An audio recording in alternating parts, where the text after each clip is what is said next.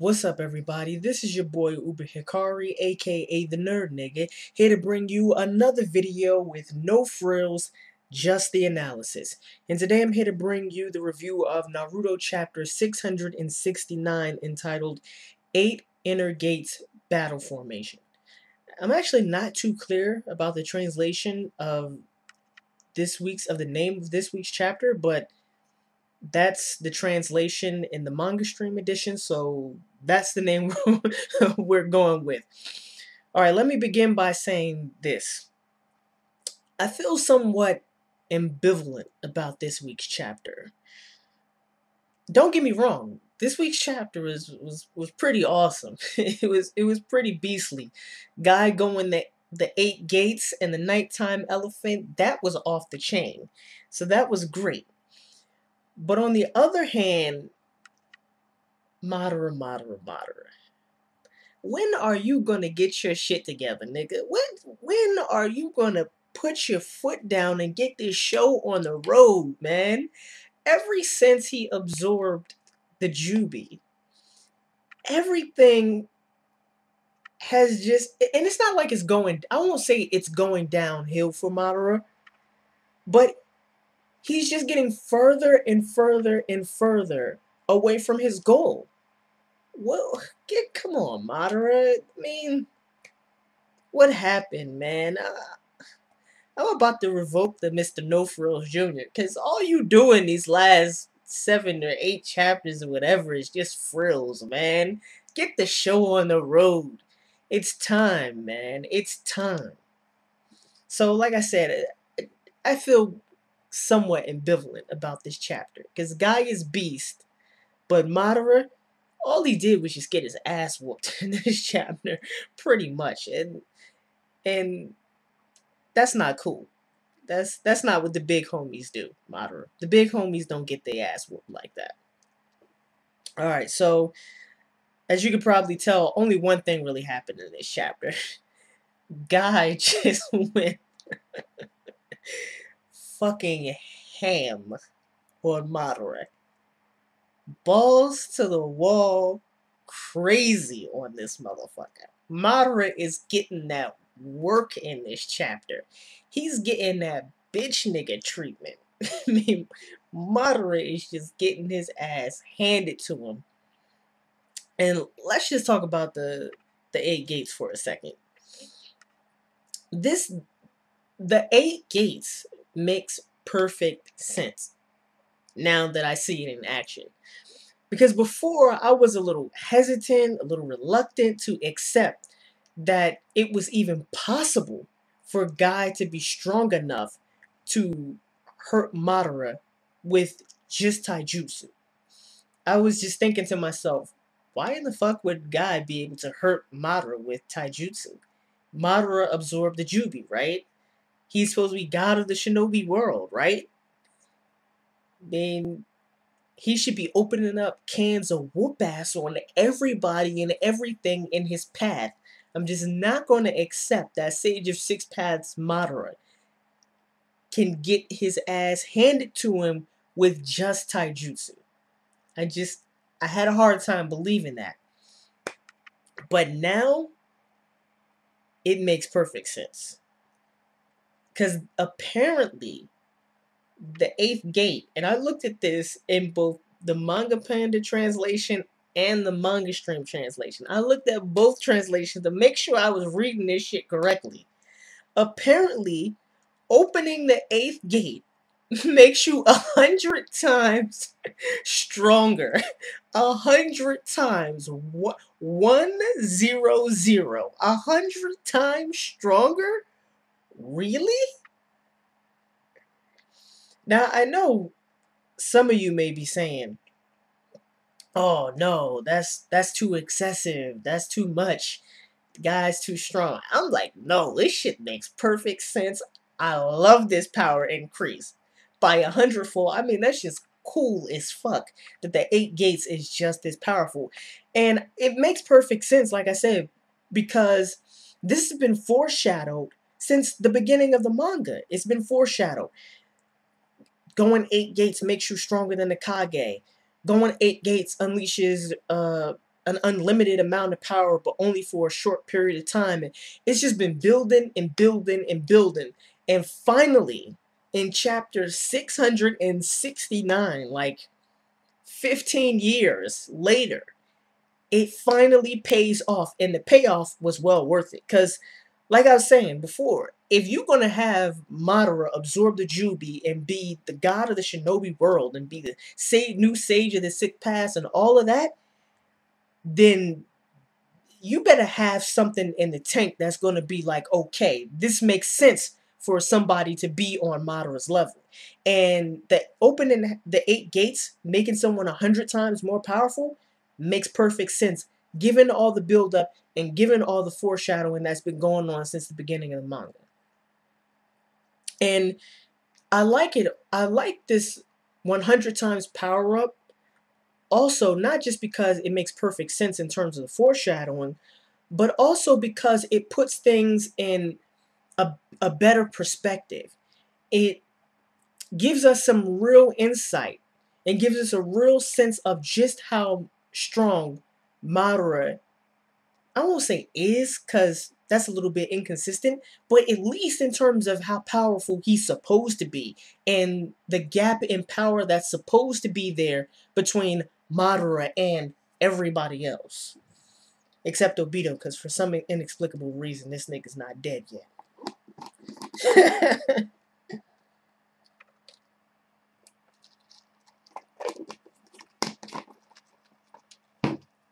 So, let's just think about how strong Guy actually is right now.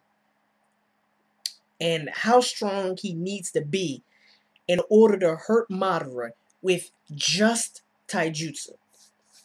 So, first of all, Guy is at least equal to Kakashi. And given feats, he's probably stronger than Kakashi. I mean, because after all, Kakashi's supposed to have mastered 1,000 jutsu or some such nonsense like that. And honestly, all of his jutsu aren't really that powerful. Most of the time Kakashi wins his fights, not just through raw power, but through being clever, strategic, tactics, stuff like that. Oh, and of course, you know, he has the Kamui. He has that too.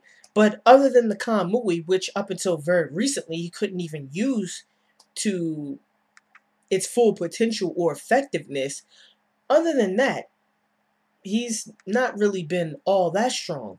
But what's been clear is that he's really strong. I mean, maybe not in a relative sense in terms of the top tiers in Naruto, but he's really fucking strong.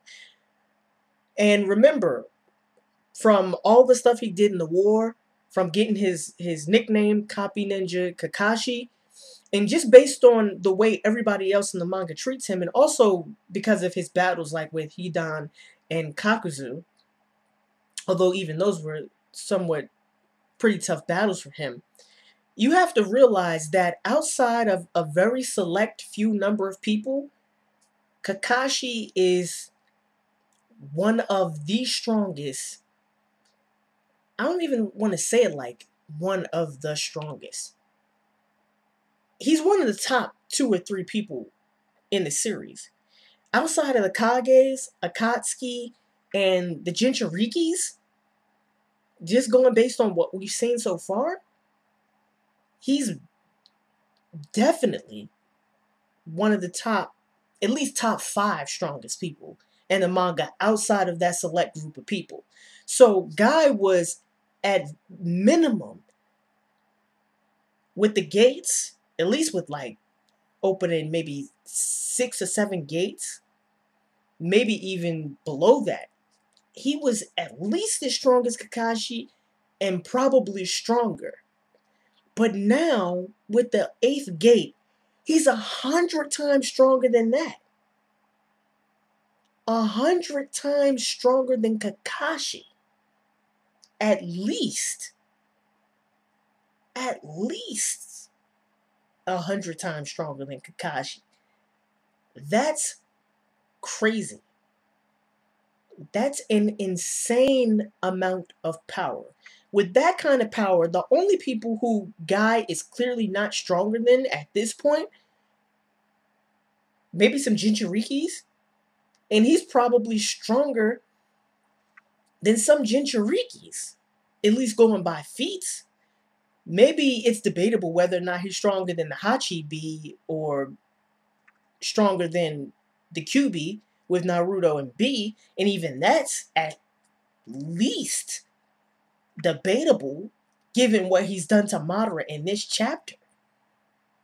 So Guy is really, really fucking powerful with opening this 8 gates.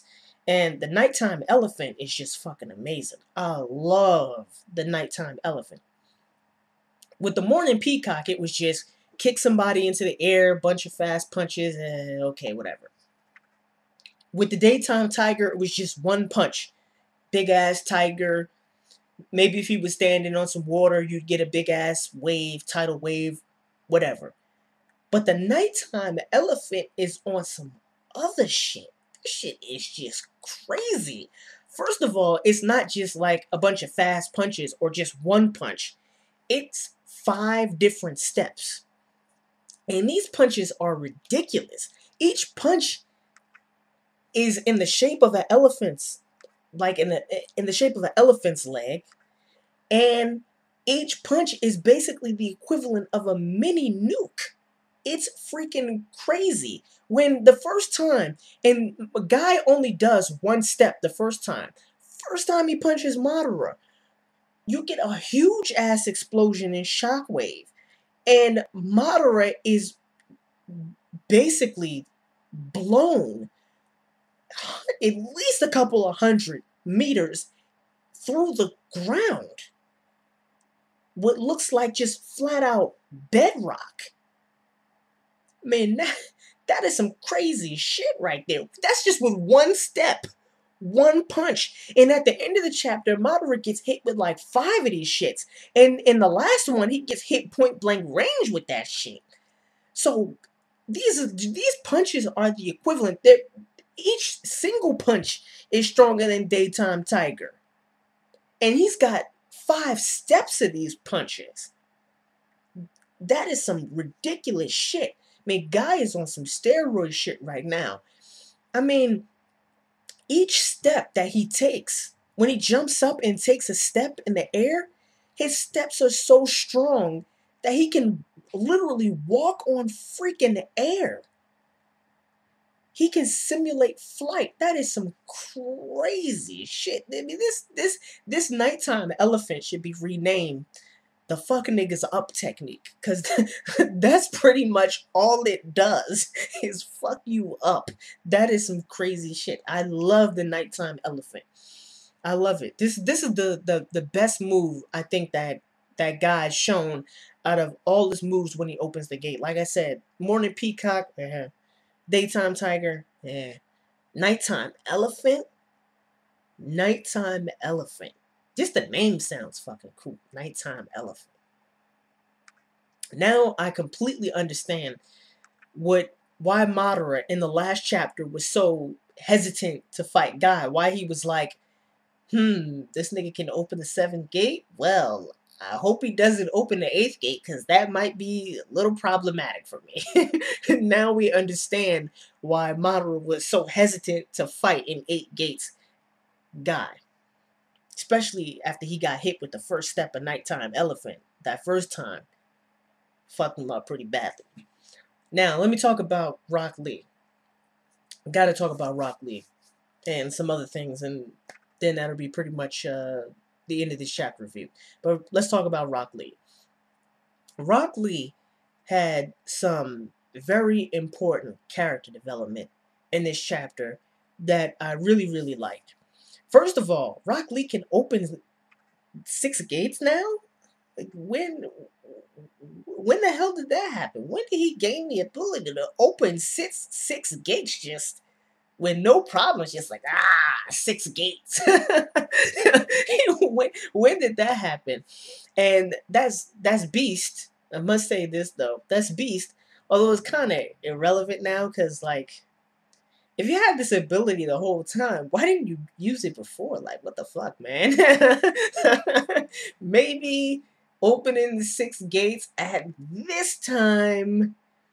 Maybe you could have done this a little earlier. Just saying. Maybe you could have done this a little bit early. But that's a very important development. But also, he got some very important characterization in this chapter that I liked. And one of the things that he said in this chapter, this is from the Manga Stream translation, and I really love this quote from Rock Lee. Once Guy opens up the 8 gates and everybody's realizing at this point that Guy's probably going to die, Rock Lee says, "I won't be sad anymore in front of a man who's decided his own fate." That's a great quote. I won't be sad anymore in front of a man who's decided his own fate. It just shows great equanimity. And I love that word, equanimity. Poise, composure under pressure, composure under strain and tension. It lets us know that Rock Lee has finally grown up. That he finally understands what the springtime of youth is and what it symbolizes. And that he is not going to allow himself to be overcome the way Minato's bitch ass was last chapter. Sorry, Joe Tim, but Minato was acting like a bitch.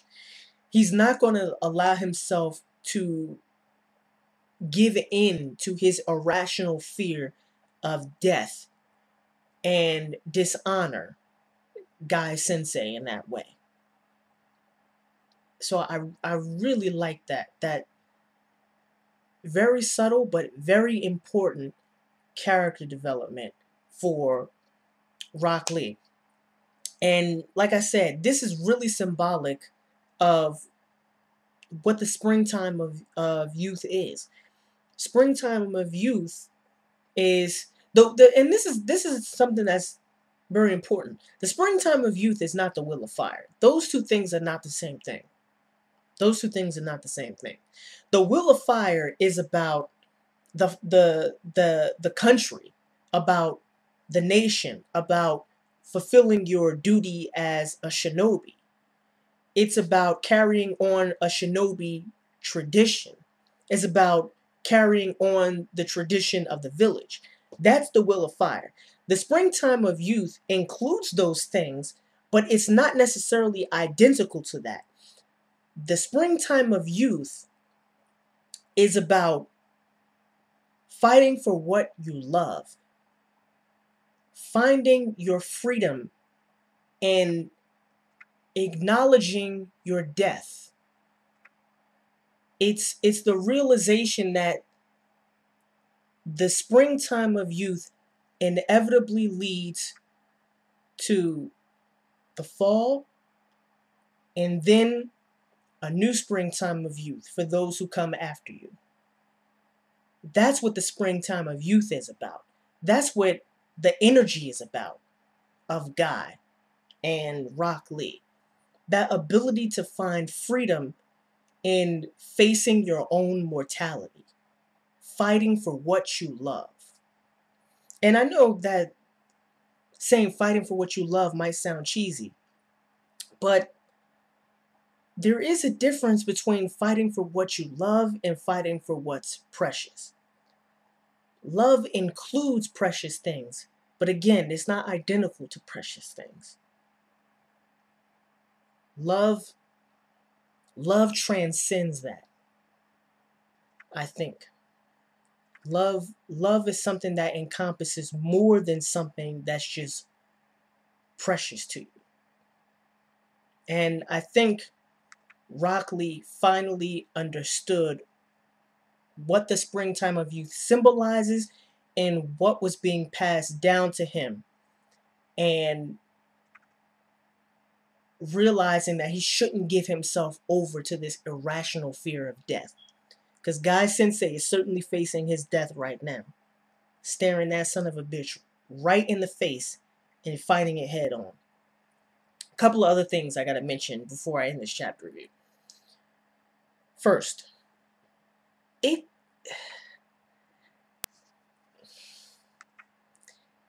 finally,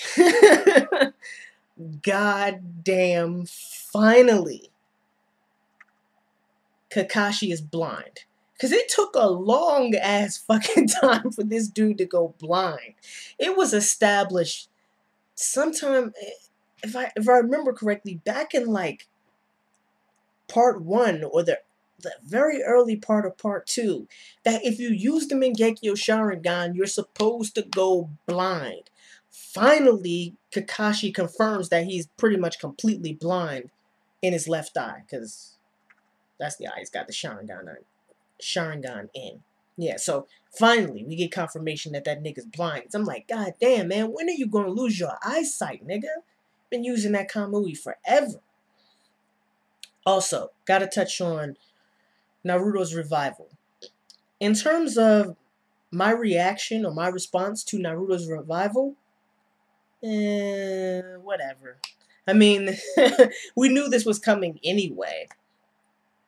But the major question wasn't ever will he be revived. The major question was, what the fuck's he gonna do once he gets revived? That's the major question. And I know a lot of people have been speculating about maybe he's now got some Sage of the Six Paths powers because he now has some energy, some chakra from all of the tail beasts now that he's got the Hachibi, and I forget the other one that Obito stole from Madara, but whatever. He's got the Ichibi. Did I say Hachibi? I mean Ichibi.